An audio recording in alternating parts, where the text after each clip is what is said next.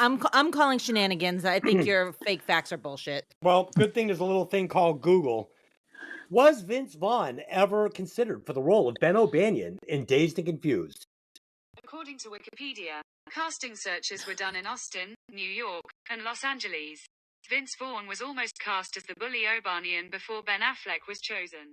Thank you. I appreciate that, my little British counterpart.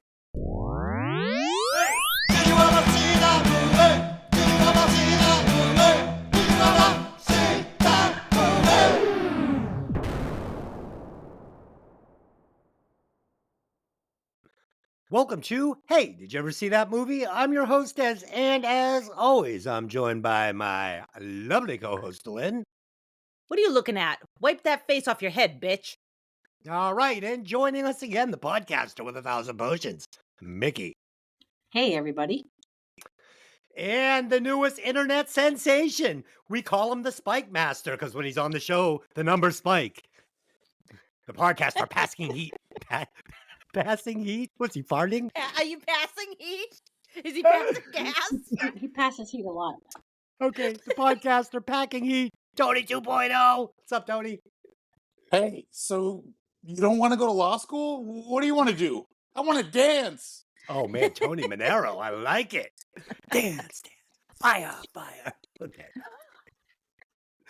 This week, we will be discussing the 1993 coming-of-age movie, Dazed and Confused. Written and directed by Richard Linklater, starring Jason London. The other Jason London, not the one from Mallrats. Can you believe that's his twin brother in Mallrats? Yep. It's so weird. So weird. Lynn didn't know that. I didn't know. I Matthew thought it was the same dude. McConaughey, Ben Affleck, Mila Jovovich, and Joey Lauren Adams. Oh, I hate Joey Lauren Adams. Thank you. Oh, she's fuck. Ugh. I hate her. No. I hate her more than Liv Tyler. Okay. Is it just her voice or just It's in her general voice. that you dislike? It's her voice. Right. It's the way she looks. I hated her in Chasing Amy. I hated her in Mallrats. I hate her here. Yuck. All right. As always, this podcast will contain spoilers, so if you haven't seen the movie, go watch it, then come back and listen to the podcast. And now, it is time for another installment of Disaster Piece Theater. So sit back and enjoy the show. Welcome to Disaster Piece Theater, where me and my two co-hosts will act out one scene from the movie that we are reviewing for you this evening. So please, sit back, grab some popcorn, and enjoy the show. Alright, quiet on the set. Camera speed. Sound production, take one. Action. Let me tell you what Melba Toast is packing right here, all right? We got 411 posi track out back, a 750 double pumper, Edelbrock intake, bored over 30, 11-to-1 pop-up pistons, a turbojet 390 horsepower. We're talking some fucking muscle. Hey man, I know you got this thing out of a comic book, $2.95. It was right next to the Sea Monkeys. You see that over there? That's White Lightning. You see those shoes on that thing? You gotta get some tires. These things are pizza cutters, man. Cut. All right. All right. All right. All right, That's we're a back. lot of all rights. Okay. Exactly. And now it is time for Dez's 4-in-1 fun and one fake fact, where it'll be up to my three co-hosts to decide which fact is total bullshit. Fact number 1. Vince Vaughn was the first choice for Ben O'Banion. Number 2. This was Matthew McConaughey's first cinematic role. Number 3. Dazed and Confused is one of Quentin Tarantino's all-time favorite movies. Fact number 4. 3 of the characters' names, Wooderson, Floyd, and Slater, were lifted directly from Linklater's own Huntsville High School, and he would ultimately be sued for rights. And number 5. For the scene on the football field, at night, the actors were smoking real marijuana. This was the only scene in the movie where the actors were smoking real bud. Okay, Tony, which of these facts do you think is total bullshit? I'm going with number 3, Quentin Tarantino, not a fan. Okay, and Mikki, what do you got? I'm going to go with number 1, Vince Vaughn. And Delyn, I know you've been cheating, so why don't you tell us which one is the real fake fact? I think it's number 1. Okay. The fake fact is actually number 5. Nobody smoked real marijuana during the making of this movie, as far as I know. No, so here's the bullshit part. Your fake facts suck because Vince Vaughn Wasn't even an actor in Hollywood then. No, No. Vince Vaughn was recommended for a part, but he was recommended for another part. And the reason why he didn't get it was because he was too much like Ben Affleck and he thought that they would be confused for one another. No. So yes, that's what I No. read. Well, you Mhm. read wrong. The fact is, he You was the read first wrong. choice for Ben O'Banion. You read wrong. Hey, Ben It's O'Banion. Fred. Vince. It's Ben Fred O'Banion. Fred Fred O'Banion. O'Banion. No, Ben O'Banion. Okay. I'm calling shenanigans. I think your fake facts are bullshit. Yes. Well, good thing there's a little thing called Google. Was Vince Vaughn ever considered for the role of Ben O'Banion in Dazed and Confused? According to Wikipedia, casting searches were done in Austin, New York, and Los Angeles. Vince Vaughn was almost cast as the bully O'Banian before Ben Affleck was chosen. Thank you. I appreciate that, my little British counterpart. That's not first choice. Sadly, you're going to believe Wikipedia as though it's an encyclopedia. Wikipedia is written by the idiots that pay the $1.50 or whatever to join, but I we're would going believe with that. it today. I would believe that over Delyn. So there we go. Oh, Um, wow, just that wait. hurt. Just that you hurt from wait, way Henry over here. Higgins. When I fucking bring up the actual fact and show it to you. Mm-hmm. I just gave you the fact off of fucking No, you Google. Honey, you didn't. You're Wikipedia-ing it. Please.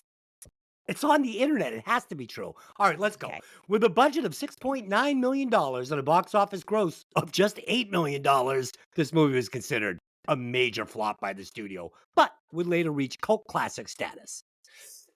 Delyn, will you please give us the synopsis for this movie? Absolutely. Let's see here. This coming-of-age film follows the mayhem of a group of rowdy teenagers in Austin, Texas, celebrating their last day of high school in 1976. The graduating class heads for a popular pool hall and joins an impromptu keg party. Meanwhile, the incoming freshmen try to avoid being hazed by the seniors. Very deep dive. Yeah. Okay, so I promised the listeners last week that I would not read this again this week after what we all went through together. But the numbers have been up since I've been reading it, and apparently you were just a bunch of sadistic people that like to laugh at a little boy that can't read. So we're going to do it again. We're going to keep rolling it out till you quit listening, I guess. So here we go. I made the script as stupid as possible. Oh, I don't appreciate that. I don't appreciate that. Okay. Would you like me to read it like Matthew McConaughey, or should I just Please go don't. in my... Please okay. don't. Okay. The story opens in May of 1976 on the last day of school at Lee High School in Austin, Texas. Randall Pink Floyd is a quarterback for the school football team. Randall is a sort of a bridge between the cool kids, like his teammates and their girlfriends, and their more average students, who he also hangs out with. Arriving for the last day of school, he meets with his friend Don, who reminds him they have to take a brief trip over to the junior high school to torment the 8th graders who will move up to their freshman year. A long-standing tradition has this newly minted senior class chasing and torturing the new freshman boys with paddles they've made themselves in woodshop. Don also gives Pink a slip of paper from their coach, pledging not to drink or do drugs. Though his teammates have signed with the intention of ignoring the new pledge, Pink refuses to believe it to be another oppressive form of control coming from the coaches. That wasn't too bad. So Delyn, what do you got on the opening scene of this movie? So first of all, they said it was about a sixth of the budget that was spent on music for this movie, Yes, for the correct. licensing rights, and money well spent. You know, you are using this high school as your backdrop. You're in the woods. Like, there's not a lot of set. So if you're gonna like get the music, because the music makes it a ton of the time. Like, starting the movie with Sweet Emotion, and like just the rest of the movie just rolls out great song after great song after great song. I also love every time they're in cars because those cars are gorgeous. Yeah. You know, the 70s cars, the 60s cars, the 50s cars, just everything looks like a car show. It's It is gorgeous. a car show. It is a car Yeah. show. Yeah, like that green truck that the seniors are driving around in, and the GTO, the orange GTO. I mean, gorgeous The cars. Judge. Just gorgeous. Yeah. Gorgeous. It's like I watched it and I was like, look at those cars, because you just don't see stuff like that anymore. They're gorgeous. Yeah. The I'll tell you what, the white Trans Am that Clint Bruno's driving. Oh, I fucking love that car. As I've said a few times on the show, I had a couple of those black ones, black and gold, and that white and powder blue one. Oh, it's so hot. Oh, the shaker hood. I absolutely love it. And Dylan, I'll tell you something that you mentioned about the cars is kind of cool because, like, in some movies, like with Nakatomi Tower, for instance, in Die Hard, you know, you kind of know where you are in the movie because they set up like different spots. Like, you know, you'll have the back room area with the girl hanging on the wall, like the penthouse thing. So you know he's there. And there's different spots in the building. So you kind of know where you are in the movie. And it was kind of the same thing in this. You know, you had the judge. So, you know, when they're in the judge, you know that, you know, they're in Sean Andrews' car, Kevin Pickford. You know, when they're in the white Trans Am, you know, we're hanging out with Clint Bruno. When you're in the black SS Monte Carlo, we know we're hanging out with Wooderson. So the cars really played a big part in the movie for me.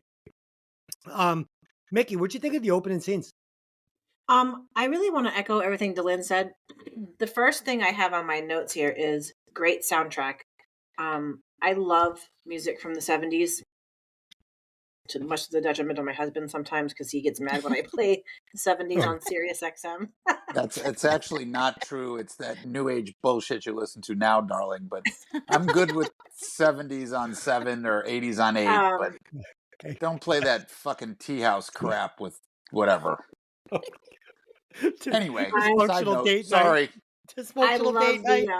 I love the soundtrack. I love the cars. Like you said, that green truck. I was like drooling over that green truck. I can't believe that this movie came out 30 years ago. I know, right? But I do. I love the opening scene. It just made me, and granted, I was in high school in the 80s, but like, it just really was so reminiscent of high school. And, you know, you had your groups and, you know, smoking joints that went over. And my other note here is, I forgot how much Joey Lauren Adams' voice annoyed the shit out of me. Oh God, I hate her so much. Absolutely. I fucking hate her. Mikki, so doesn't this kind of remind you? I mean, obviously of Fast Times at Ridgemont High, right? I mean, this is like if there's like my favorite high school movie A, this is my favorite high school movie B. You know, great soundtrack, great characters, just so good, right? It did, but I'll be honest with you. To me, I don't think this movie could touch Fast Times. Oh, I'm gonna have to. When you say that, you mean better or worse? I think Fast Times is way better. Way better? Well, also had a bigger budget. It's got a different plot line. You know, it's a totally different story. I'll put it this way: I cared more about the characters in Fast Times than I did in this movie. 100%. Okay. I did not like. I don't think it gave enough time to any of the characters, except for maybe the young kid that was going to be a freshman. Right. To really give a shit about them.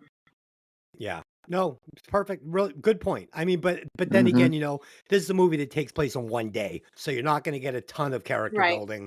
And yeah, but I mean, for a movie about nothing with no plot that takes place on one day, I mean, I love all these characters. Well, one of the things that Tony said that I was like, yeah, you're right. Like, there was a scene like later on when they're like, oh, you come into this party, whatever, and they're driving. And Matthew McConaughey's like, oh, okay, well, whatever, see you later. And Tony goes, life before cell phones. And I was like, oh, it was just so much better almost, you know? Like, I don't know. Like when the party gets canceled, like there's no sending out a text. Like you got to find out by like showing up and going face to face with the old man or meeting somebody at the burger joint. And he's like, hey, you know, you hear that party's canceled. So Tony, what do you got on the opening scenes? Yeah, I absolutely echo everything that the ladies said. My first line was great cast, cars, total nostalgia, and more freedom then than now. And I mean in the 1976 kind of era that the movie is set in. The idea too that the school is like the Lee High School Fighting Rebels. Well, now we'd have to be woke and change that shit because you can't have that. So, Right. God forbid. Not only that, but the whole idea that the school is really kind of okay with essentially borderline illegal shit like hazing and smacking people in the ass with paddles. And Dude, right? This the whole one town is getting teacher- behind them. Yeah, the one teacher that's just like shaking his head like, up, here it goes again. And then when the kids he's say, like, hey, I was in Nam. yeah, Like, when he says, hey, can we leave early? He goes, you know what my sergeant said? Hey, half of you ain't going to be here when we're done. Kind of like, you know what, son? You're screwed. So he you got to loved love it. it. I mean, Yeah. And then the whole town is like, I made a joke with Mick. I'm like, what, there ain't no cops in this town? Because these guys, the one 12-year-old's driving a car, the O'Banion drives over the grass and does a lawn job on the place. They're there's screaming a guy down the street. firing a fucking weapon at the car in the middle of the street in front of the liquor store. Yeah, no big deal. It's just Texas, baby. It's all good. Yeah. And then yeah. the only time you do see the cops, it's two dingbats at the end of the movie when they get caught on the football field. They don't even do anything. I mean, it's like, okay. I think So, too, though, like, something else that I was actually talking about with my cousin today about this movie, like, this is, I like this because it doesn't glorify, because, it didn't exist then, but like, it doesn't, kids did shit. They went outside and did shit. They hung out. They, even if it's lay on the grass in the football field and smoke a joint, they're outside, they're doing something. They're not sitting there just scrolling on their screen, playing, you know what I mean? They're just, I don't know. Right. Locked in the basement clear. playing video games for 16 hours a day. Yeah, right. And granted, I love doing that. But also, when I was younger, I also went outside and did shit. You know what I mean? I didn't stare at my phone 24/7 or look at my iPad. Like you actually interacted with other humankind versus interacted with a computer. Yeah. The keg party in the woods, I've been to a million of those, and they are exactly like that keg party. Like I've been to that party a million times. Yeah. With the fight and everything. Just like that. Same thing. Oh, guaranteed. Let's be real. All you need to do is take the pool table to the woods, and there would have been a fight at the Emporium too. You know what I mean? Correct. Guaranteed. If there's alcohol and pool tables together, there's going to be a scrap. And that Emporium too. There was. I mean, I've been to that building as a young teenager. I mean, this was for real. What it was like before the internet. I mean, this is just what it was. Yeah. And it was really cool. It's funny though, because they did a really nice job of like kind of portraying 1976, right? But this movie was shot in 97. And at that time, we were getting into that kind of grunge thing. And this is like actually how people were dressing in 1997. It was 93. Was it 93? This movie was done in 93. Well, it was coming out of the 80s, and we're getting into that kind of, that I grunge think thing. you're absolutely right. Plus, depending on where you are in the U.S., certain shit just never goes out of style. You know what I mean? Right. If you're in, Central Texas, cowboy boots are cowboy boots. I don't care if it's 1950 or, 2050. They're still going to be wearing them. And Western type garb never really goes out. You know what I mean? Right. So it is what it is. But it's the kind of thing where, they didn't have to search far and wide to costume this gang. It was pretty easy, I'm sure. Yeah, I was trying to catch Lynn on that, but she's right. It was September 24th, 1993. I was praying it was 97, so I could be like, fuck you. It was 30 years ago. Like, that's crazy. The girl does her homework. Come on, give her a break. She does. She's never wrong. All right. Pink, Dawn, and Benny and Melvin all pile into Benny's pickup truck and drive to the junior high school. This is just so wrong. So weird, man. And and Benny is like so unhinged. This guy's a fucking lunatic. Like, he's a monster. Is he the guy in the overalls? It's Ben Affleck. No, that's Spivey. That's Spivey. Ben Affleck is O'Banion. He's the guy who just got a real hard on to hit people in the ass with a paddle. Can I tell you something? I feel like he was like that in real. Like I can see Ben Affleck doing that in real life. Like I hated that character so much. I wanted to like. If I was in school with that guy, I probably would have nailed him in the nuts like 10 times. He's such a dick. Well, my wife has a very short fuse. In case you haven't figured that out, she goes to guns. That's her first emotion. ball a fist and punch him square in the nose. I'm like, lady, relax. Well, Ben Look, keyed Affleck up. plays this exact same character in Mallrats. It's the Yeah. same character. So, this is just who Ben Affleck is. He plays this character very easily, effortlessly, which makes you wonder, right? Benny announces to the students in the junior high over his CB radio that he'll be gunning for all the new freshmen. If the kids voluntarily give themselves up right after school, they'll only be paddled a single time. If they run, then it's open season all summer. Right before they left, Jody's older sister, to Mitch, has asked the guys to go easy on Mitch, which Benny immediately dismisses. Oh, he's fucking dead. Mitch is directly named by Benny and his friends. He tells them to take off in a different direction to take the heat off themselves. As school finishes up, Mitch asks his teacher if he'll let them go a little early to avoid the seniors gunning for them. The teacher gives them a speech telling them to man up because he had to while a soldier in Vietnam. When the boys try to sneak out, they bolt for the car and race off with Benny and O'Banion in hot pursuit. Carl and Mitch are dropped off at Carl's parents' house. O'Banion grabs them both and is about to paddle their little asses when Carl's mother busts through the door with a double-barrel shotgun, pointing at O'Banion and saying, "Get the fuck off my porch!" He says, "Ma'am, I was just escorting your sons home. There's some ruffians around." And she says, "Right, get the fuck off my porch." Two kids run inside, and as O'Banion is walking away, they come out and give him the little funny stink eye with a smile. Oh, you two are so fucking dead. And I believe him. I'm scared.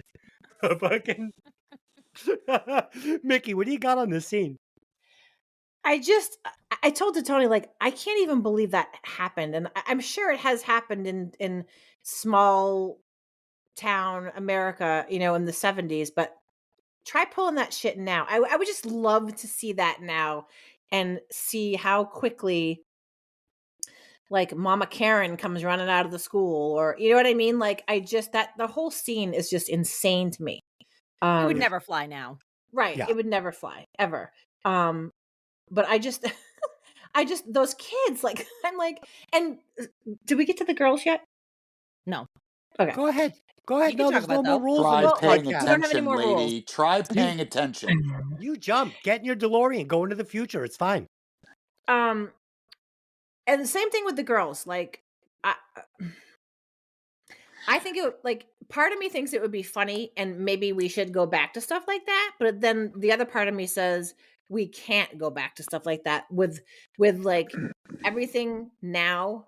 I think that would be really, if we tried to do that now, it could become potentially very, very, very dangerous. Yeah. And Like so, being a kid isn't dangerous already. no, Right. you know what I'm saying? But like,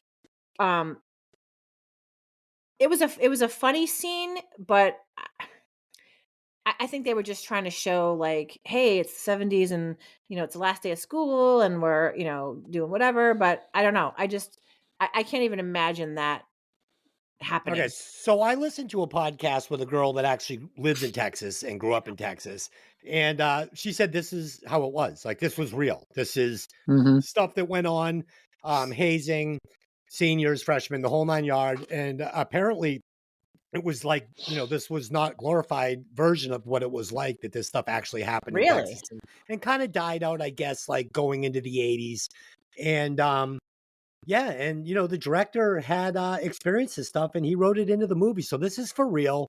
Football players were thought of as rock stars in the town. They got away with murder, and you've seen these shows now on cable Friday Night about Lights or Friday something Night like Lights, that. things like this, and Sure. yeah. So in Texas, football players got away with this stuff, and this is all for real. But Mikki, I think that fucking so everything's so watered down now. Like, yeah, this couldn't happen now because everybody's outraged and whatever. But it's like, this was like character. This was like people were living. They were like grabbing onto life with both hands. You were getting paddled by seniors and running with your friends and BMX bikes and making out on couches at dances and fucking drinking beers and throwing beer bottles up. None of this shit happens now. Nobody's fucking doing anything now. It's TikTok, stare at your phone, and that's it. Sterile. It's sad. Tony, what do you got on these scenes?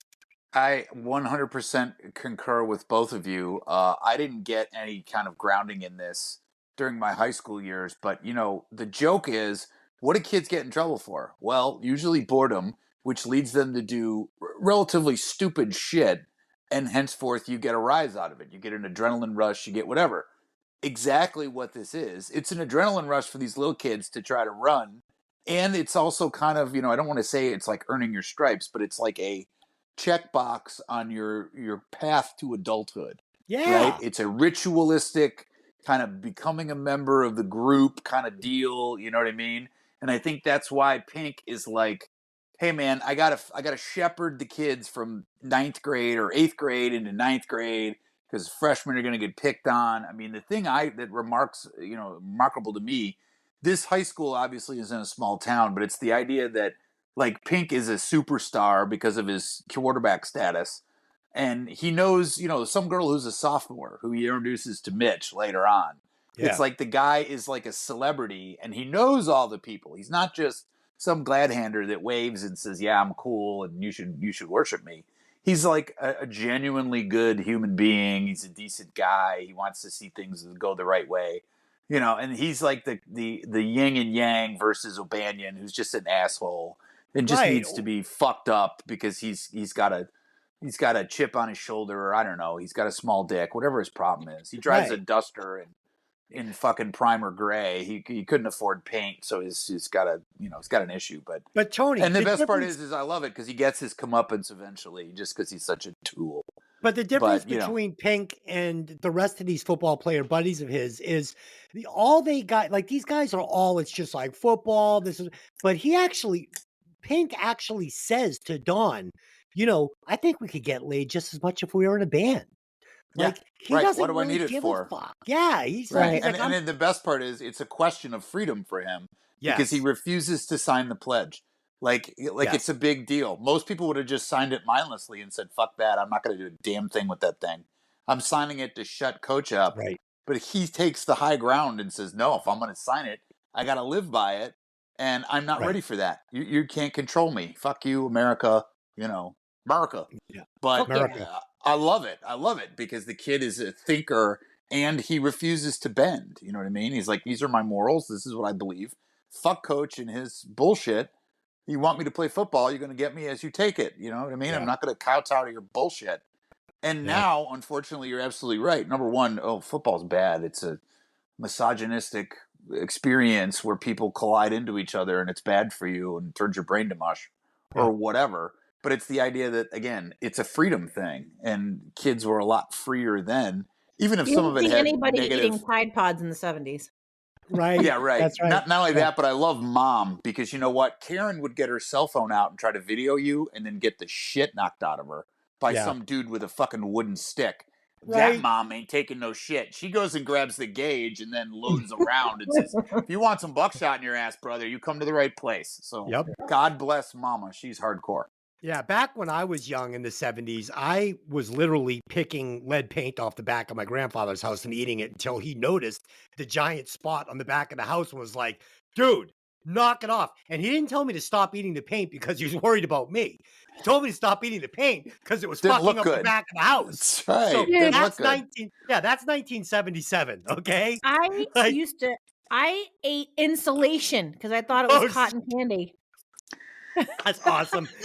Thanks, dude. Mick, because you know what? That took a lot of guts to admit that. So God love you. It explains a lot for both of you. I asked my cast on Breaking Vinyl. I said, did you guys eat lead paint as children? And they all said they did. So it was just one of these things, I guess. Like, maybe it got you buzzed. Did it taste good? Like, why were we all eating lead paint? I think they used to say it was sweet. That's why kids would eat it. I don't understand why you would even think to put that. I know little kids, like less than 2 or 3 years old, put everything in their mouth. But I can't understand why you could ever relate paint. When you ate the paint? Oh, I was like 7. I was out there in my top skins eating it like fucking potato chips. He had to be well old enough to know that paint was not something you eat, yet he did it anyway. So absolutely. I get all buzzed and go and listen to my Kiss records all high on lead paint. It was fucking great. I don't think lead paint has any high effects, but And okay. because we were all eating it. Dylan, what'd you think of these scenes? All the kids are doing it. Well, first of all, I wish that the mother had taken a shot at him. Oh, Because, shit. like, here's the thing. You're in Texas. Everybody's got a gun. So they're taking their Right life in on. their hand, going around paddling people's kids. You know, like, it's surprising somebody hasn't pulled a gun on O'Banion before now. Yeah. First of all. Second of all, I would like to ask the panel, you know, you get the one lick and you're done and you don't have to worry about it for the rest of the summer. Don't you just go get the lick? Why do you run away? I would. Well, I would. do I would you- just with. I would just go get the one lick and go home. That begs the question: do you really believe guys like Benny O'Donnell? Does he seem like a real trustworthy kind of guy? Oh, just one. I think Okay. that like if you're there and you just go and get it, they're just like, all right, No. next, because I don't think that. I think they're there's looking definitely, to chase the kids that are trying to run away. Yeah, there's a real sociopathic fucking edge to this deal, and I think they enjoy the chase and the kill. Okay. Because you know the deal, right? Even O'Banion before, he's got to fuck with that kid. He can't just set him up, hit him, and go. He's got to make a production out of it because he's really starting to like this stuff. Yeah, so but he's got issues. You also have to notice in the movie that they're not the only ones out hunting the freshmen, because you will see other seniors beating freshmen. So just because you take the one shot from those three doesn't mean you're not getting more from other seniors. Right, So, right. Yeah, so you're not lining up for as many paddles as you can get. You're just taking the ones that they act, because the little blonde guy never gets it. That little he never gets weasel. it, at least not on that camera. wormy little shit. Yeah, right.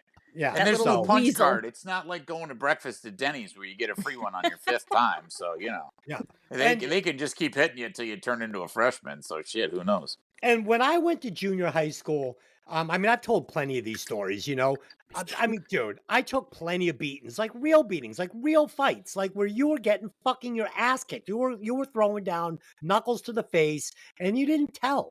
And there were bullies, and there was physical bullying going on. There were big kids in school that reminded me of fucking Dawn and O'Banion. They were like too big to be in high school. These kids wore leather jackets with their fucking Marlboro Reds, and they were kicking everyone's fucking ass. And the teachers didn't give a shit. So this stuff went on. It's real. I concur. And by the way, I went to a quote unquote nice high school, which means target on your back, right? I went to a school called City Honors where basically I had 98 kids in my graduating class. So it was a small school. Plus it was everybody from 5th grade to 12th grade in one big ass building. So I had a lot of friends that were lower classmen, and they were definitely abused and picked on because down the road we had a large high school that was, let's just say, for people who were not so socioeconomically advantaged. Tony. And they figured that you were basically just, kicking your ass was just like a hobby, waiting at the bus stop and 5 guys get out of a car and now they want to rip you into shreds. So roger that. Yeah. Tony, I went to the alternative junior high school where there were 6 kids that lifted weights all day and smoked cigarettes. They were all about 25 years old in the 8th grade. It was just like prison. Perfect. Yeah. And it was a little greenhouse. And there was a guy named Kaz that was the teacher, who was muscle-bound, bald man.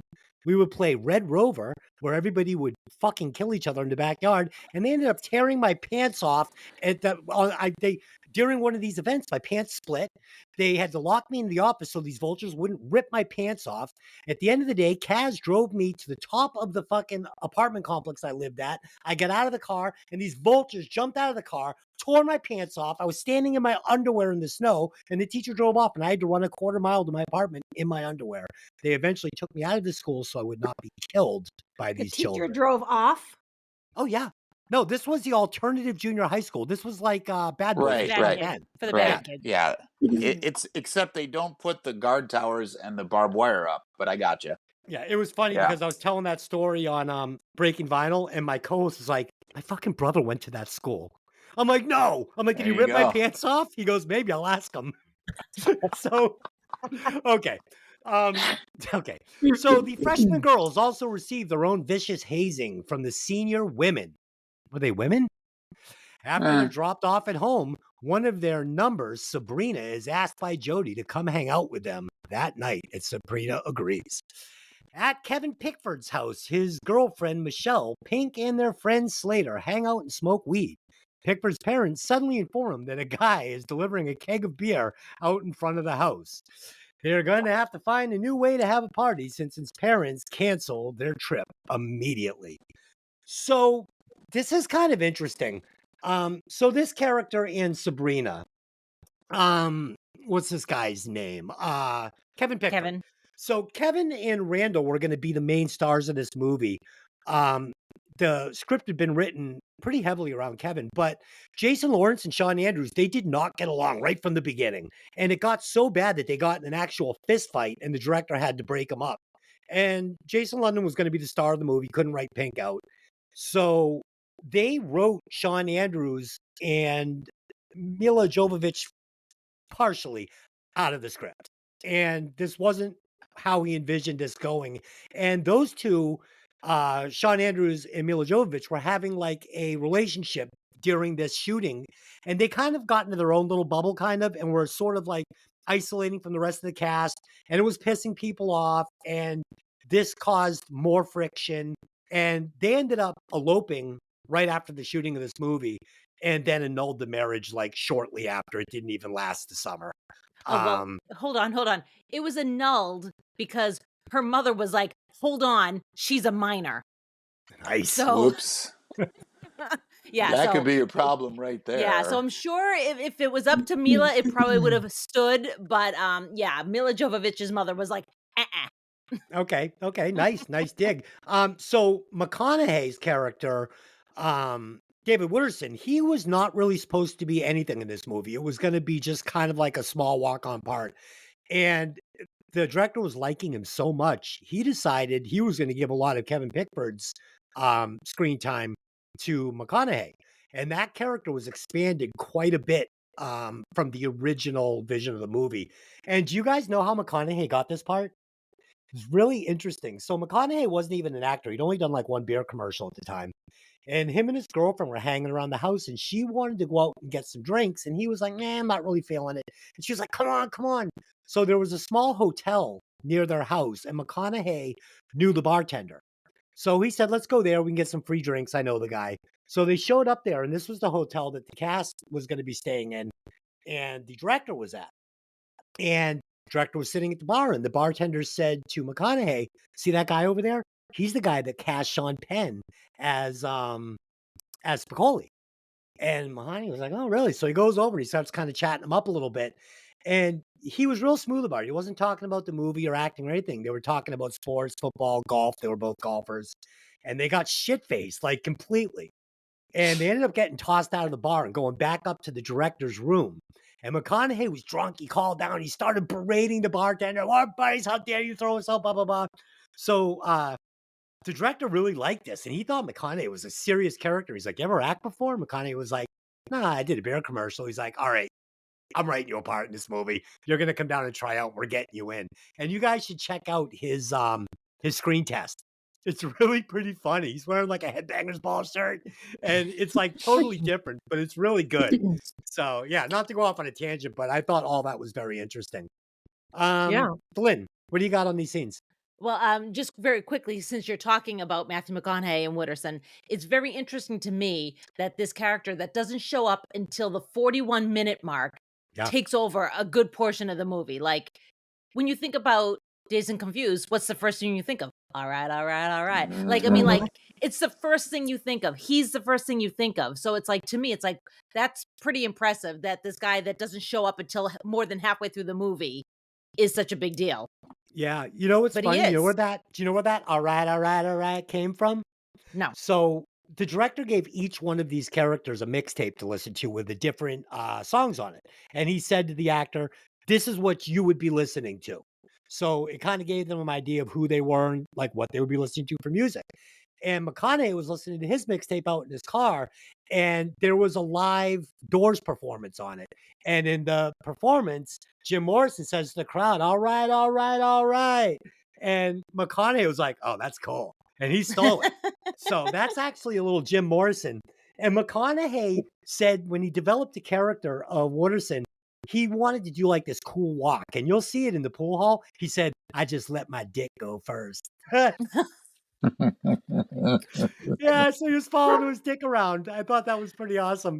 Oh my God. So Dylan, what do you got on these scenes? Yeah, so the girls with the hazing, It's so over the top. And I was saying to Des, it was like when they take the girls to the car wash, it's like that's a way for somebody to lose an eye. Like it seems like a bad idea to put them through a high pressure wash, but okay, like maybe a hose would have sufficed, but all right. You're being way too logical about the I whole guess. thing. I Because I guess. thought Yeah. about it and I said, wow, that's genius. That's the easiest way to clean up a bunch of girls covered in crap I've ever seen. So, Tony, Yeah. totally. but I I'm with liked your you. practicality. I liked your You're not practicality. losing an eye in the car wash. Will you stop that? What's Well, wrong if you're with dumb you? enough to stick your eye next to the thing, yeah, I guess you are. I mean, this is from my husband who literally blew a blood blister in his finger using the pressure washer. Remember that? You put your finger right over it and it blew a hole through your finger. I don't recall that. Yeah, that happened. That happened. Oh God, the one girl, you little whores. Oh God, I hated her. Oh, Yeah. she was fucking out of control. Yeah, and I mean, I was very uncomfortable with the whole thing of them bringing, like, now you tell him what you would do for him. It's like, Yes. ew, like, Thank you. gross. I said the same thing. I said, Tony, this would could not get away with this today. Like, No, anything No. you want. And they're like, oh, really? Anything? I'd marry Gross. you. Well, It's like, you do understand it's a setup, guys. You gotta go with the whole flow. yeah, I mean, I still it's the hated it. It made point. me feel icky. I didn't Yeah. like it. Didn't I'm make sure you they feel meant icky. like make you breakfast. They weren't talking about anything, Yes. come on. One of the No, guys you- said, "Do you spit or swallow?" So I Yeah, don't think he was well, talking about breakfast. You know, Spivey is not right? His whole character, the dude is on like planet Pluto the whole time. So I don't know. come on. You've never eaten my wife's scrambled eggs. I always spit. That's not Hey. true. Wow, That's that was not a true. reach, but I'm going to give you credit on that one. All right. Dude, she makes the Uh, grittiest scrambled eggs you've ever tasted. I don't even know how you get scrambled eggs that gritty. Hey, here's the thing. I'm never cooking for you again. Oh, please don't. Okay. And It's a tough room. No respect. Hey. this is couples fucking therapy night. So Yeah, we're getting it all out on the table tonight, baby. Look at Tony, what do you got on these scenes? At the house with the parents, this is great with the guy out front. You got the wrong house, right? Absolutely. The sad part is I've actually done that at a party, literally knocked on the front door and had a parent greet me. And then I have to make up a line of bullshit as to why I'm there because the party is not going on. So having experienced that, and the best part is the guy listened to my 35-second or 40-second rambling riff of bullshit and then went, look, there's no party tonight. You can go now. Oh, But he shit, was at that's least right. polite enough to let me try to come up with a strewn, sub-story of horse shit.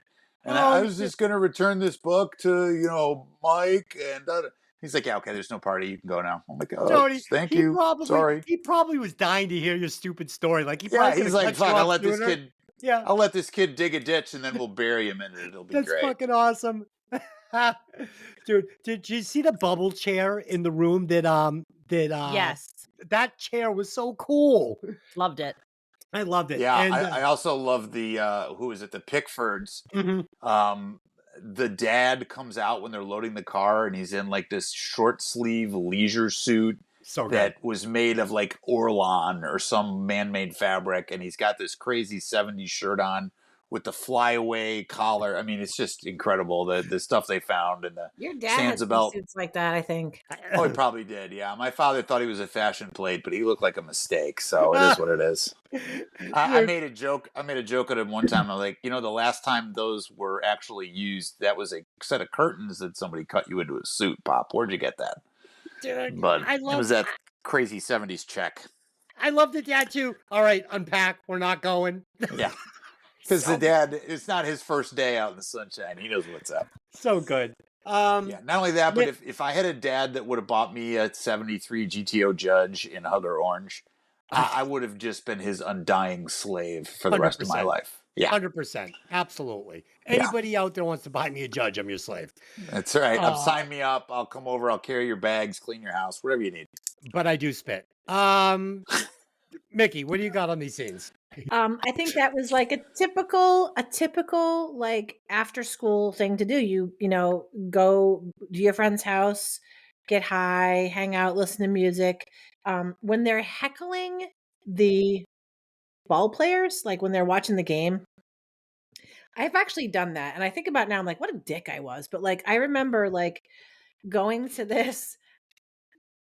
I was with a friend of mine, and we went to there's a place called the Northfield Pines that's not there anymore, but it was like this section of pines. It was really cool. And we used to go in there and smoke and stuff. And on the other side of the pines, there was like the ballpark. And we would go there, and I don't even like sports. Like, I don't even know why I was there. We just went to be assholes. And we went. That And was a hobby of yours, was it? Fucking monster. Just went to be assholes. And I remember Because I was good at it. And I was sitting there. We were just sitting on the bleachers, and there was this one. I don't even know what school they were playing, but like her name was Rhonda, and it was right around the time when it was like the Laverne and Shirley, and it was like, "Hi ho, Rhonda's here." So every time she would get up to bat, we would say that, like just to be a douche. Like I don't even know. Like I look back at that now, I'm like, I would have kicked my ass. You know what I mean? Like would have kicked my own ass. Dude, somewhere there's this giant girl with a shotgun, and she's making a list, and right at the top it says Mikki. Wait a minute. She's had 53 years to get her shit together. If she hasn't come after her by now, it ain't going to happen. Oh, shit. Well, oh, boy. Yeah, anyway. So that scene, I was like, oh, nostalgia. If Rhonda's listening, would you like to say anything? Sorry, Rhonda. I was an asshole. Okay, I was misunderstood. I had a lot going on at home. That's funny. But I will tell you that I only did that once.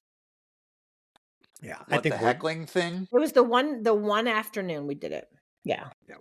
We've all been. Well, there you go. Good for you. I mean, and we've all been picked on. It's all part of growing up. It's all part of growing up. Yeah. Oh, Lynn, what do you got on these opening scenes here?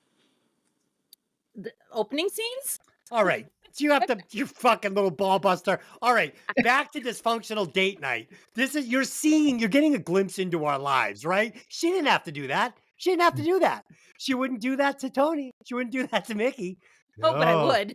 Oh, but you do it to me. Would. I think she would. What do I look like, Rhonda? Not to mention that you already asked me what I thought of these scenes because I was the one talking about the hazing from the senior women. So you're not keeping track. You're hosting Well, poorly. at least he's being completely inclusive, okay? You can't say he didn't think about you. Who would like to talk about this scene? Okay. Well, I'm trying not to go in order every turn. Okay. Let's move on then. Moving right along. Yeah, so that night, Mitch has to pitch for his local Little League baseball team. Fun fact. So Mitch couldn't throw, the actor who played Mitch could not throw a baseball, right? He couldn't throw a baseball. Like to the point where they actually brought a guy in to try and teach him how to throw a ball. Couldn't do it. So when you see the shot of him throwing the ball from behind, that's actually another actor throwing the ball. That's how bad it was. This kid was completely uncoordinated. Fun fact, I actually pitched all the way up until Babe Ruth when I just became a complete fucking retard. Oh, I meant retard in the nicest possible way. So that night, Mitch has to pitch for his local Little League baseball team with the seniors that are hunting for him, taunting him from the stands. Despite winning the game, the guys are waiting for him, and he takes a brutal paddling to the behind. Pink spares Mitch and offers him a ride home. He relates with his own story for 3 years ago when he got the same treatment. He invites Mitch to hang out with him that night, telling him that if he shows up, it'll show those seniors that the beating really didn't bother him all that much. Pink arrives at Mitch's house later in a 1970 Chevelle driven by a friend, Wooderson, a former student at the high school, dropped out and works for the city. They drive to the Emporium pool hall. Though most people at first seem a bit suspicious of Mitch, he eventually is accepted. He goes out for a ride with Pink and Dawn, cruising at high speeds. They destroy a few mailboxes with stolen trash cans and encourage Mitch to throw a bowling ball through the back window of a parked car. The brazen acts seem to up Mitch's points with the guys. They stop at a local convenience store where Dawn will boost some beer, presumably. While Mitch stands outside and watches, Dawn actually tells Mitch he's going to pay for it, but he wants to play a prank on their friends. Don rushes out. They both jump into Pickford's car. Before they can take off, they're stopped by an angry man with a pistol. Thinking that it's the clerk from the store, Pickford tells Don to pay for the beer, but the man is furious about his mailbox being destroyed. They're able to escape and roar off with the man firing shots at them down the street. Okay. So I'll tell you what. This guy with the gun, insane. Yeah. Insane. This guy Completely looks like unhinged. some completely unhinged vet that's ready to blow someone's fucking brains out. I'm scared of this guy. So one thing that I thought was interesting, I thought this was pretty cool. So Mitch, and this is true because even myself, like, so I had moved out to San Francisco as a young lad, and at the age of 18, I could walk into any package store and buy booze. Never got carded once. It was like I was 21 years old. And that's just the way it was back then. Nobody gave a shit. 1987, 1988, you could buy booze, period. I mean, it didn't hurt that I had giant tattoos at the age of fucking 17, you know. Sure, that helped my chances of buying booze, but yeah, I had no problem. But what I thought was cool about this scene was, so Mitch goes in and he just starts kind of parroting what he heard Wooderson saying earlier. Yeah, you know, I just graduated and, you know, I got a job with the city. You know, I'm just putting some money in my pocket. And it's funny because you're seeing, you know, Wooderson is rubbing off on him. This is a kid growing up. You're seeing a small character arc here. And this relationship between Pink and Mitch, I can completely relate with this. And I'm sure you guys probably had someone in your life that was a little older that took you under their wing and kind of like showed you what was up. I had a friend like this. He was a cool guy. He was a rocker. He was a little older than me. I was probably like 17. He was probably like, I want to say, I don't remember at the time. Was the drinking age 18 or 21 in like 87 in Boston? 18, I think. Okay. So I was trying to figure that out with my wife because the guy on my ID had the fortuitousness to be born prior to they changed it from 18 to 21. So my ID worked perfectly. So I was a lucky guy. Yeah, so this guy was really cool. He, you know, he had the long hair. He fucking had cool muscle cars. He knew a lot about cars. So, you know, at one point he had a 69 Camaro black. He had a he had some other like really cool fucking like brown car with fucking Keystone Outlaw rims on it. And he was crazy. Nice. And he would pick me up. And, you know, at one point he worked at a gas station overnight. We'd hang out there all night and fucking talk to girls and be crazy. And, you know, he was just cool. And he kind of like, you know, just elevated my status. And I loved hanging out with this guy. And you know, he would take me into Boston with our other friend, this guy, John, who had this like custom van, like with a little window and the velour inside with the couches. And these guys were like, Shaggin' wagon. dude, it was. And these guys were like older dudes.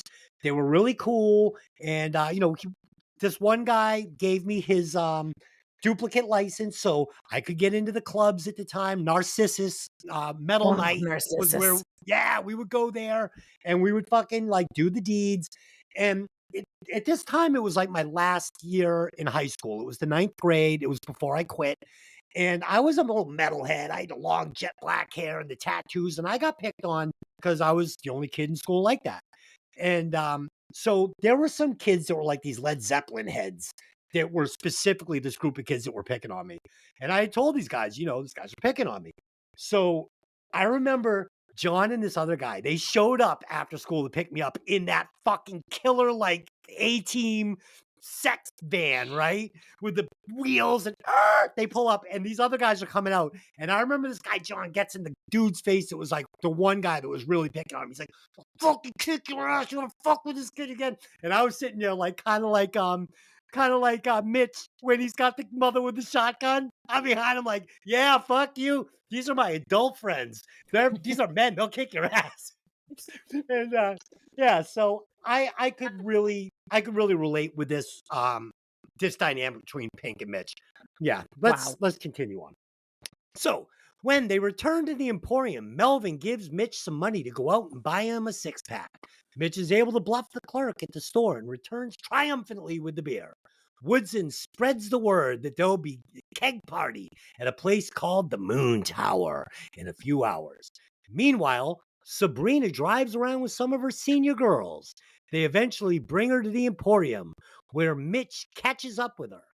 She tells him that her friends, Hirschfielder, got caught by Don and Benny O'Banion and was mercilessly paddled. Mercilessly paddled. Mitch comes up with a plan. He gathers his friends, and has them help him lure O'Banion outside when the word is spread that Carl has been captured and awaits a paddling. O'Banion is ready to beat Carl, mainly for the shotgun the boy's mother pulled on him when he hit by paint. What? Okay. So this is our first train wreck. I'm feeling pretty good. So let's take it from Mitch comes up with a plan. He gathers his friends and has them help him lure O'Banion outside when the word is spread that Carl has been captured and is awaiting paddling. O'Banion is ready to beat Carl, mainly for the shotgun the boy's mother pulled on him when he's hit by paint thrown on him by Carl's friends. Humiliated, O'Banion leaves the scene while his friends smirk, roaring out in his duster. Okay, we all understand what I'm saying there. So I have a problem with this scene. Okay. So this kind of reminds me of like when in Back to the Future, when Marty's dad knocks out Biff. No, Biff is gonna fucking kill him when he wakes up. Period. This isn't changing history. The only thing that's changed is Marty isn't born because Biff kills him the next day. So no. That. Yeah, O'Banion is going to get this paint poured on him, and then he's going on like a 3-child killing spree that night. Okay? Mitch doesn't survive this. He's not like, freshman, oh, fuck you. No, he's taking Mitch and grinding his face off on the front of his fucking primered car. Then he's hunting the other two down and killing them. Okay? That's how this movie ends in reality. Some of Pink's other friends, Mike, Tony, Cynthia, ride around in Cynthia's car discussing what their futures might hold for them. They go to Pickford's house for a keg party and run away when Pickford's dad answers the door in Tony's dad's curtain suit. Okay. Nice. Dylan, what do you got on these scenes? Okay, so first and foremost, there's a great line when the paint hits O'Banion and he goes to get into his car and somebody in the crowd, it might even be Wooderson, says, well, O'Banion finally got his paint. Yeah. It's like, that's a good line. But I also am questioning the scene because how did they get the senior boys to participate in this? Because wouldn't the senior boys be on O'Banion's side? No, they don't like O'Banion. And the first time we meet O'Banion, they all say, this guy's a fucking loser as he's pulling up the first time. And then they're all starting to really like Mitch because Mitch is going to eventually be Pink. He's going to be the athlete. He's going to be cool. The chicks are all going to like him. He's been chosen. So these seniors are starting to side with Mitch. That's but I'm talking about the two seniors that are holding the kid to paddle him. They're not part of the group. They're just random seniors. Why would these random seniors do this, get back? I just don't understand. Because O'Banion's a joke. They don't like him. I mean, even Wooderson. I get the feeling that O'Banion's not like this just with underclassmen. This is his MO. This is his life, as sad as it may be. And let's be real. He's a shithead and a bully, and that's the only fucking trick he knows. Okay. So I'm sure there were at least a few willing people to go, hey, you want to see something funny? Fucking stand here and do this. You know what I mean? Yeah. Okay. We're gonna get this fucker good. I'll buy that. Especially on this day, because it's the last day, you know. I guess you will maybe deal with him in high school because it's a graduation. So, and O'Banion, you know, what did they say? He already failed a year just so he can torture us for another, you know, semester or whatever the shit it was. So, he's definitely just a special person. He's worn out his welcome. So you know what? Right on. This kind of makes me think that maybe O'Banion realized that at this point he couldn't go after these freshmen because it seemed like Wooderson was almost talking shit right to him. Like, hey, he got his fucking paint job. Like, I think maybe he got the picture that maybe Pink, Wooderson, all these guys were going to turn on him, and this might get worse for him if he didn't just leave. Maybe. Yeah. Very well could be. Yeah. So, Mikki, what do you got on these scenes? I agree. I can't stand his character, and I think I do think that some of the seniors were in on it because they think he's a joke too. Yes. Mitch, I think, is a good kid. I think, I like the way they kind of played him like he's kind of innocent, kind of a go along, get along, but like he wants to be like the cool senior kid. But Ben Affleck's character, I just that was like my favorite scene in the whole movie when he got covered. Yeah. I just think he's such a dick. So I just wanted to say Mitch is in the judge with those guys to go for the ride for the Emporium. Right. And Slater asks, "Are you cool, man?" And Mitch says, "I don't know what he means." And Pink says, he wants to know if you get high. And Mitch says, "Oh, I never have, but yeah, I mean, sure." This is, again, you're seeing this kid growing up, learning the rules, learning what it is, to smoke weed. He didn't know what that meant. Is he cool? And yeah, it's cool. I mean, I've hung out with older kids, and that moment when you're like, "Ooh, I'm a little exposed as being a little guy here," So I thought that was pretty cool. Yeah, and I think too when they're in the car and he throws the bowling ball because they go, "Oh man, get the bowling ball." I don't even know if they were ready for him to huck it through the back windshield of a car.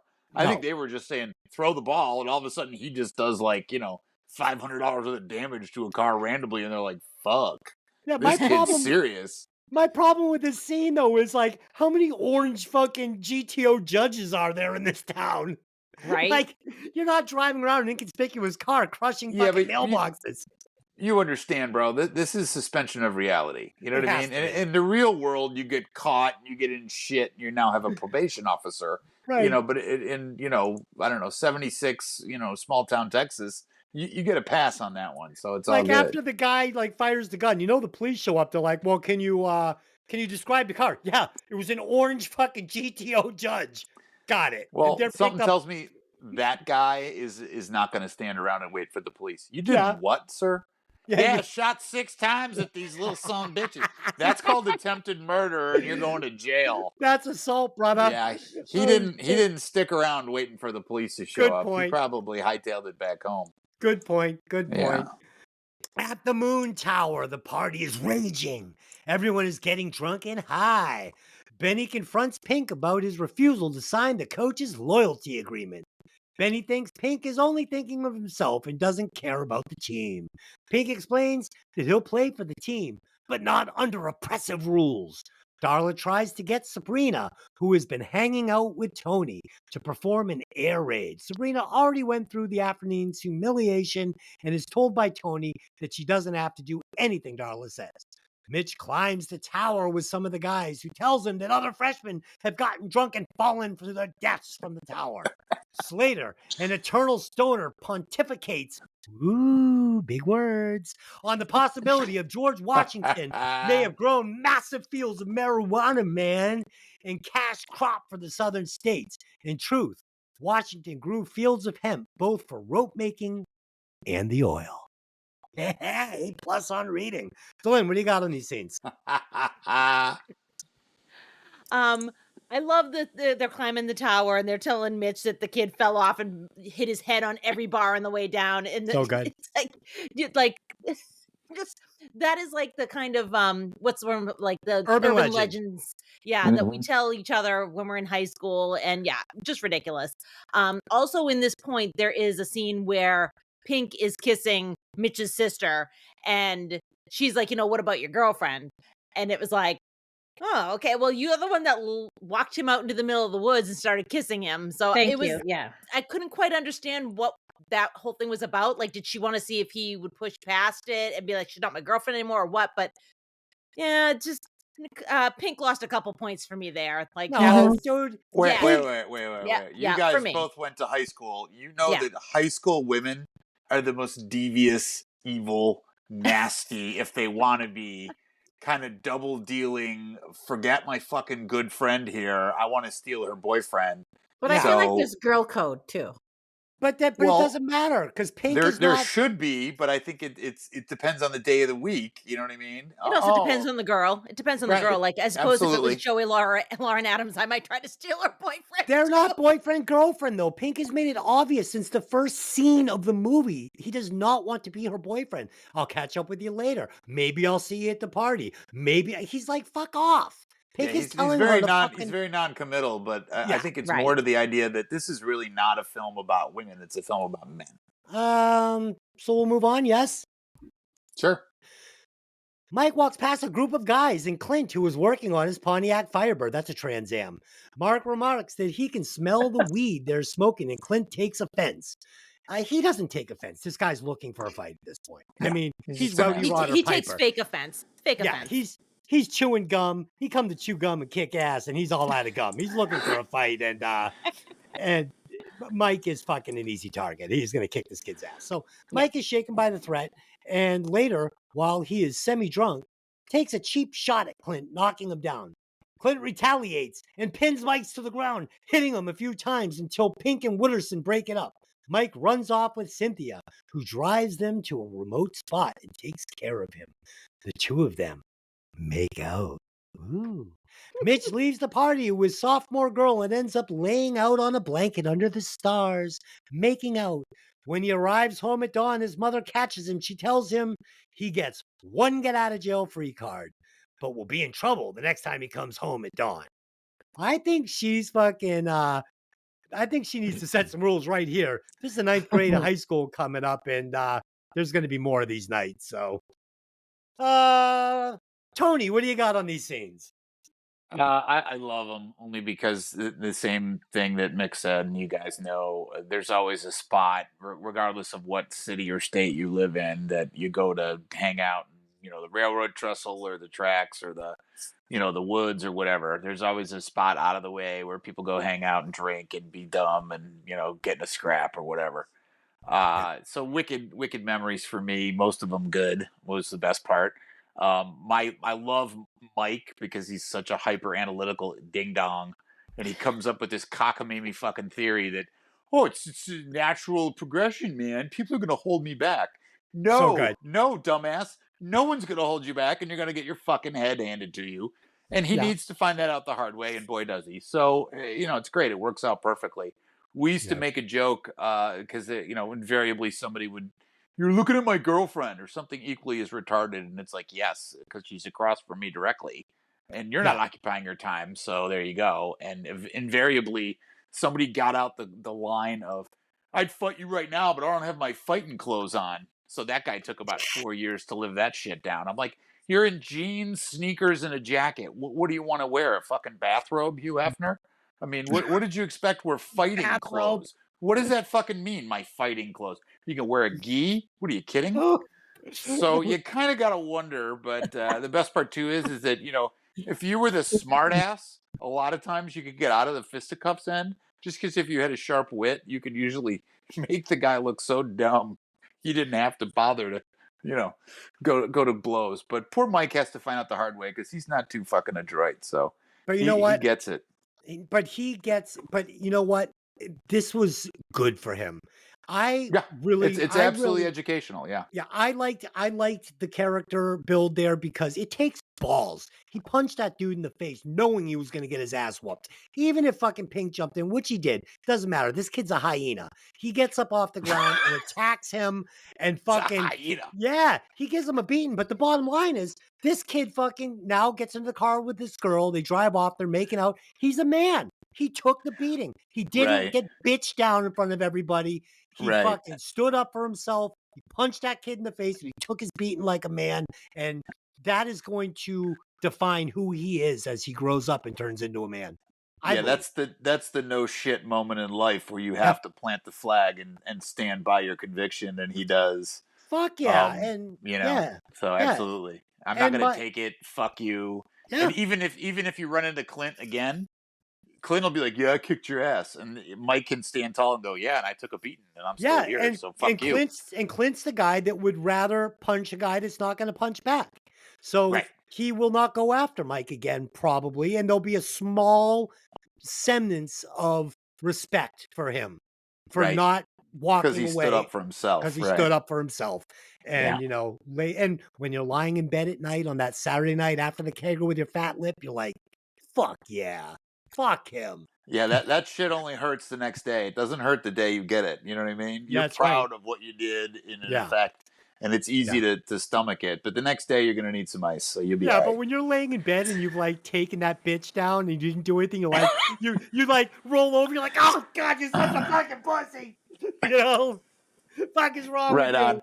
Yeah, because Okay. either that or you're gonna replay that until you're 35 in your head, Right. going, "Fuck, I Right. should have punched the shit out of that guy." Oh shit. So Mikki, Delin, cat fights? Either of you been in a cat fight? Yeah. No, not Oh. me. Oh, Delin, never been in a fight in your life? No. Oh, I really? usually I'm usually the wise ass that can say something that gets me out of it. Okay, well, that's a good skill to have too. No, here's the Okay. thing. If somebody starts with something, I'll finish it, but I Oh, I usually know. get out of it. Yeah, I know. Yeah, the I only know, fight it's I've ever called been in is Thursday with in my Des. house. So Delin has put plenty of beatdowns on me here in the house.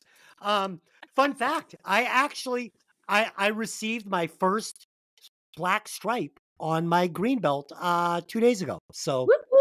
yes. Oh, congratulations! Thank you very much. I've been working very hard at this in an MMA gym, and yeah, it's pretty good. So, That's awesome. What form are you belting? so it's a combination of Brazilian Jiu-Jitsu. So we do ground, BJJ. we do ground.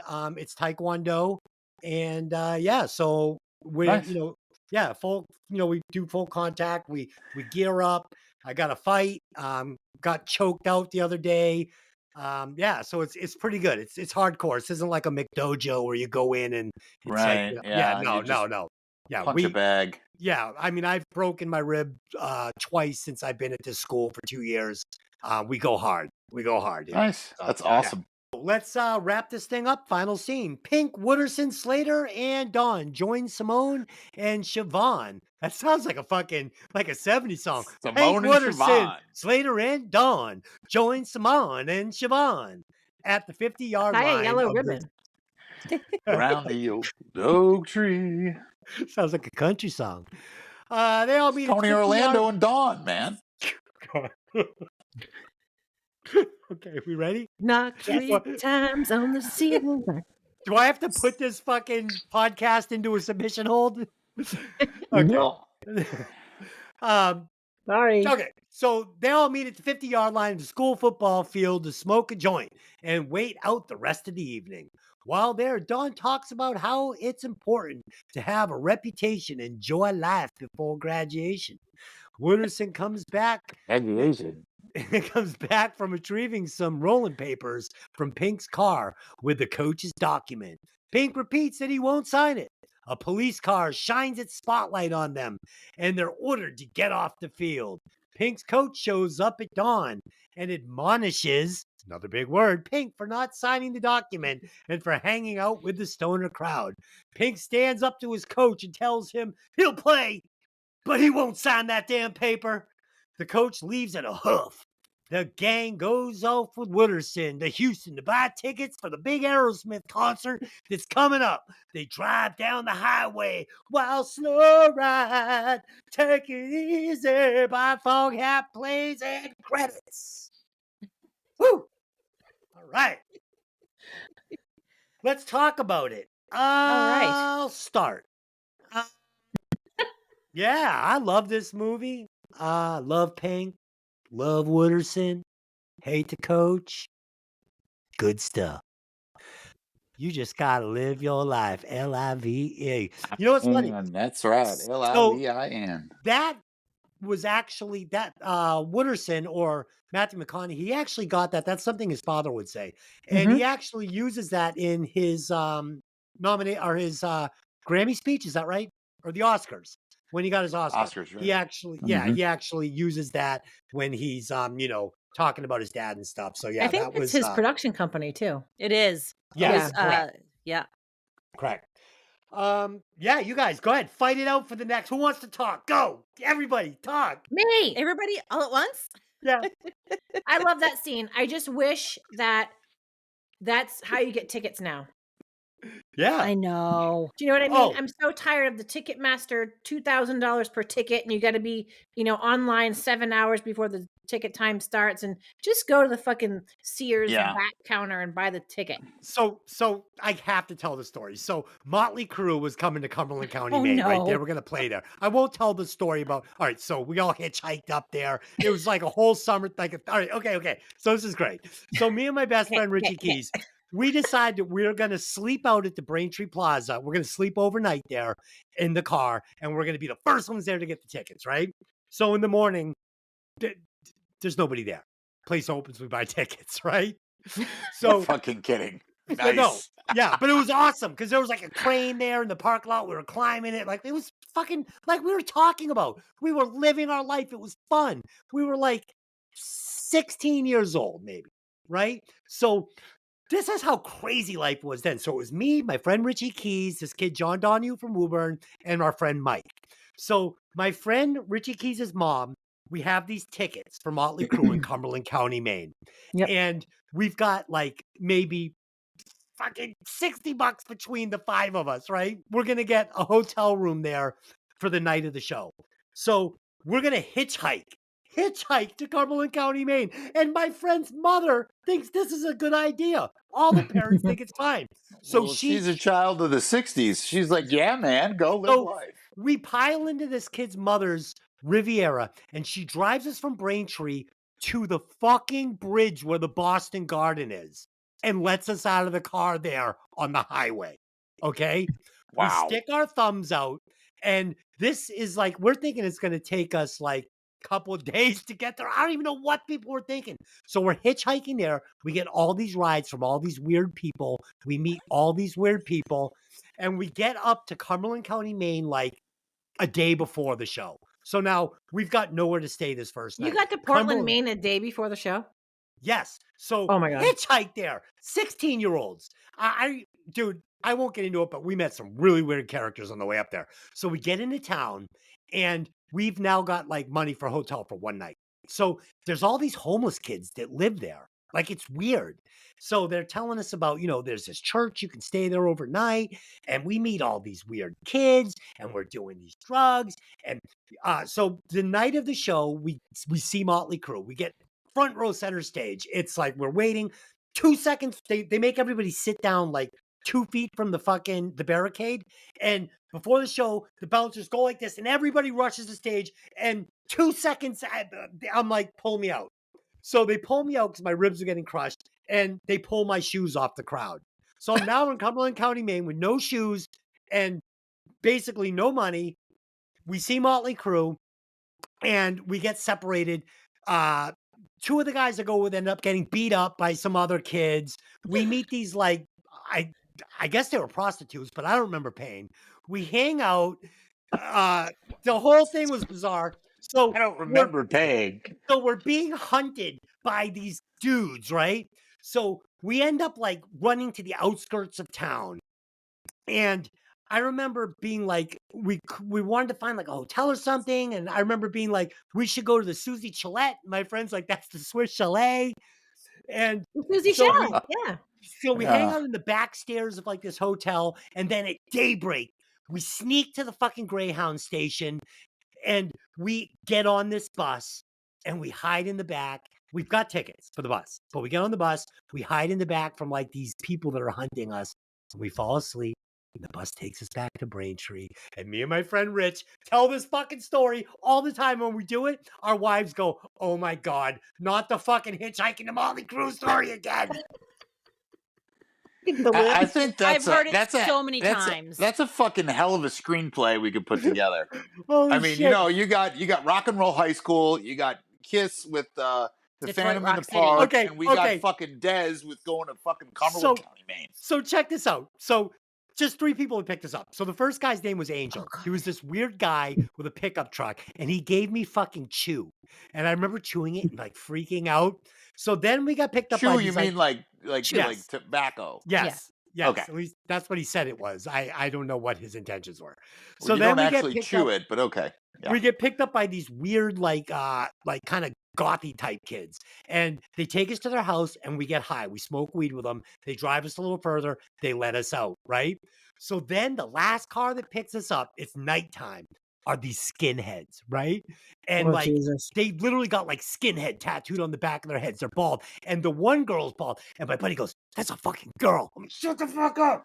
And the guy is like, and the guy says something like, and I swear to God, the guy says something like, they're going to Maine to like shoot somebody, right? Like these are real weird, fucking bizarre skinhead people. And they take us the last stretch of the way into Cumberland County, Maine and let us out of As the car. opposed to the very loving, kind, and sociable skinhead people that are normally around. Gotcha. That's a fucking girl. No shit. Shut the fuck up. My little fucking dumb friend. You gotta love it. When you're young and stupid, you have no filter between your mouth and your fucking brain, so you say dumb shit like this that. is my dumb little friend from Woburn in his fucking John in his fucking stonewashed pants, like clueless. So this kid ended up moving to San Francisco with me. He was there for like fucking 2 months, like so homesick. So he gets off the fucking bus up on like Market Street, and he gets mugged by this guy, right? The guy like beats him up in broad daylight, mugs him. So my friend gets saved by a fucking fireman. and he's so scared that this guy's gonna come and kill him. He ends up going home and fucking pussying out on the whole San Francisco experience. Okay. I've had too much coffee today. Let's Des, just curiously, just as a total aside, why not LA? Why'd you go to San Francisco?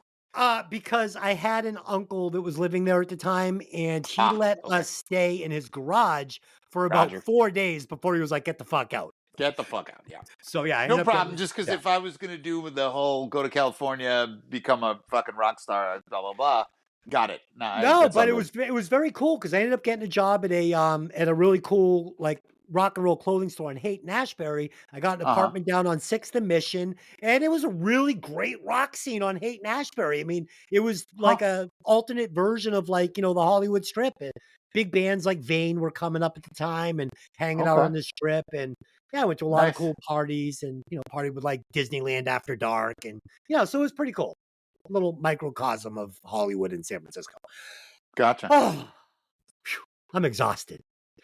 Let's go to the recasting couch. I'd recast Benny the redhead with the truck with Emilio Estevez. What do you got, Mikki? Okay. I have 3. I have the redhead that drives the car. I forget her name. Cynthia. Cynthia. I would recast her with Lauren Ambrose. Oh, okay. Who is another redhead, but I like her. I would recast. I don't know if it's Mike or Tony. Who's the dark-headed dorky guy? Mike. I would recast him honestly with like Jon Favreau. Nice. Okay. Jon Favreau can be so like nerdy and talk really fast. And then the other one is I would recast Ben Affleck's character with anybody but Ben Affleck. Okay, no, has to be Ben Affleck. Has to be Ben Affleck. Tony, what do you got for the casting couch? I took the low hanging fruit first. The Jodie Kramer character, who is Mitch's sister, is Jennifer Beals to me. So we just went with Jennifer Beals. I like it. We're gonna do Ben Affleck. I'm gonna go off the board and take the Harry Potter actor, Daniel. What the hell is his name? Daniel Radcliffe. Thank you. Yeah. He's gonna for Ben Affleck's character.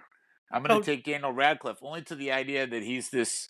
Well, now he's a full grown adult, but you know, in that same time period, he's just a Napoleon character to me. So I'm gonna let him go ahead and get a paddle and see if he can get some kind of little man's disease out. And then for Cole Hauser, who was Benny, I picked a young Robert De Niro, like during Godfather Part 2. You know what I mean? Just because I thought it'd be neat to try watch De Niro do a Texas accent and pull off driving pickup trucks and paddling little kids. Fuck it. This is quite a movie you've crafted. Yeah, well, I didn't say it was going to be good. I just said I'd recast it. That's very interesting, very creative. Delin, what do you got? I just have the one. I recast Jodie, Mitch's sister, with Winona Ryder. That's fine. I like her. Yeah. Whew. All right, let's do some final thoughts quickly. I will be very brief, and we'll do rewatch scores. I love this movie. It's perfect. 5. Tony, what do you got? Tony, what do you got? I love it as well for a shitload of things. And although it's got wicked holes in the plot you could drive a truck through, I'm going to go 4.5. 4.5. Okay. Mickey, what do you got on this one? I love it. I love the music, the nostalgia. Although, again, I didn't love it as much as I loved other movies about, teenagers. And so I'm going to give it a 3.8. 3.8. And Dylan, how do you score this movie? Yeah, I'm kind of on the same page as Mickey. I really enjoy it. It's funny. There's a lot of great stuff happening here, but there's also some stuff that I'm not so fond of. I'll go 3.72. 3.72. Dylan, will you please calculate those scores and tell us where this movie falls on the hey, did you ever see that movie chart? Okay, so it comes to 4.255, which puts us at number 18, which is right under the tie of True Lives and The Ref and right above Starship Troopers. Oh, yeah. This is way better than both of those movies, but cool. Okay. So very exciting. Today on Breaking Vinyl, we had Mark Wahlberg join the show. Can you fucking believe that? Mark Fucking Wahlberg. awesome. Yes. Hell yes. yeah. Yeah, I saved his life in the war. So Which war, we're not sure, but a war nonetheless. That's actually from Fletch. But yes, we had Mark Wahlberg on the show. If you'd like to listen to it, we broke down Thunder by Andy Taylor. So boring. Such a fucking Don't let me die young. Yeah, it was fine. Go over there, check that out. Maybe we should have let him die young, but anyway. Hey! You better watch Just kidding, honey. I love you. I love you so much. Go over there and check it out. Breaking Vinyl. It's a lot of fun. And yeah, so next week we will be back where we will be reviewing A Nightmare on Elm Street, the original with Johnny Depp. I'm super excited about this one. We're going to be doing it with Tony, original flavor Tony.